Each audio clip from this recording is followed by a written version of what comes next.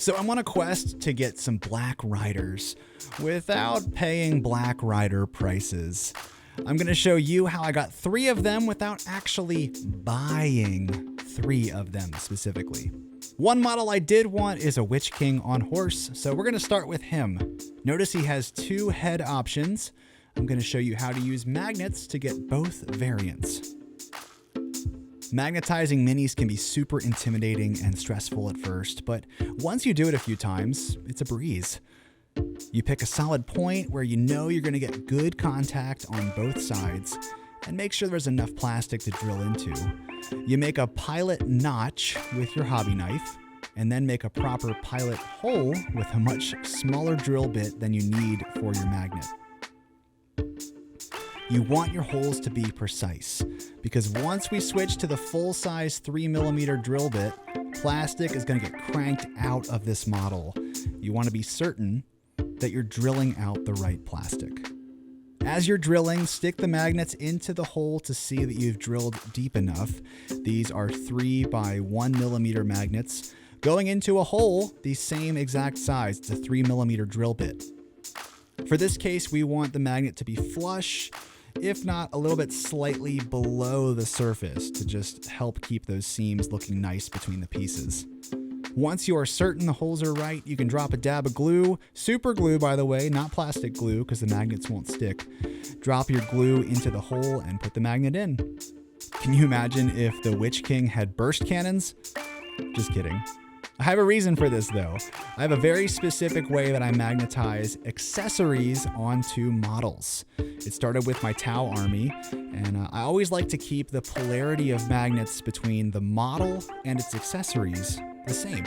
So to do this, I use an existing accessory like my burst cannon, and I make sure that my new model is magnetized with the same polarity. Once the magnets are glued in, I like to wait a long time for that glue to dry because the super glue is trapped in your airtight exact 3mm hole with 3mm plug. So that glue might stay wet a bit longer than you're used to just gluing plastic together.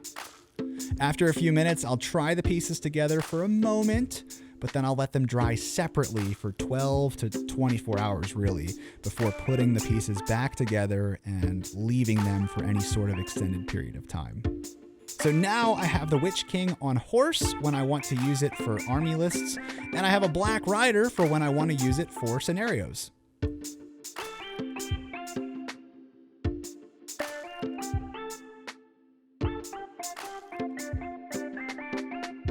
The way that I made Black Rider number 2 and number 3 requires a few other models, but these are models that are useful on their own, and I can turn them into Black Riders when I need to.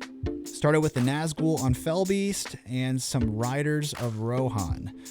If you remember, there used to be a starter set, Battle of Pelennor Fields, that came with both of these, which is where this hack originally came from. The Nazgul on Fellbeast comes with a Witch King, as well as a generic Nazgul. So just to be smart about it, I magnetized the Fellbeast so I could switch out riders in case I didn't want to put the Witch King on a Fellbeast this game. So pretty handy by itself. But I also magnetized 2 Riders of Rohan from that box. And this is where keeping the polarity between your models and accessories becomes important. The horse is the model and the rider is its accessory. Don't tell them that though. Because I could take the rider off of the horse and boom, Witch King on horse and Black Rider. I will say I regret the way I put the magnet in on the horse. I put it in while assembling the 2 pieces of the model, and the magnet just ended up being way too deep. It still works, but it's not as snug as my Fellbeast magnetization, but it still works. Also, bonus, you can now make a whole army of Rohirrim riding Fellbeasts. Just kidding.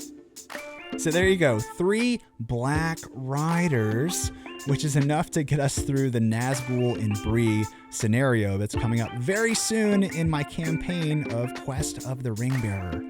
Doing these narrative videos takes a ton of models because basically every single one has a new enemy in it. So I'm trying to make the appropriate proxies for models that only show up once or twice. It not only saves my wallet, but I also want you to feel like you can play these scenarios too without totally breaking the bank. On the other hand, this is a cinematic campaign. It's meant to look really, really good. And so if you enjoy the videos and would like to help me have the appropriate models in upcoming scenarios, I have set up an account on Buy Me a Coffee. It's sort of like an online tip jar. I do all this for fun. So 100% of the tips that go in through that, they go right back into the hobby. I personally work full time. I can support my family, my wife and kids. That job, they're fine.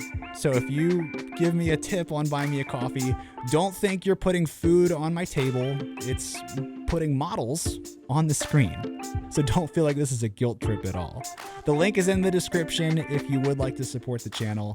But if you aren't able to, that's totally cool.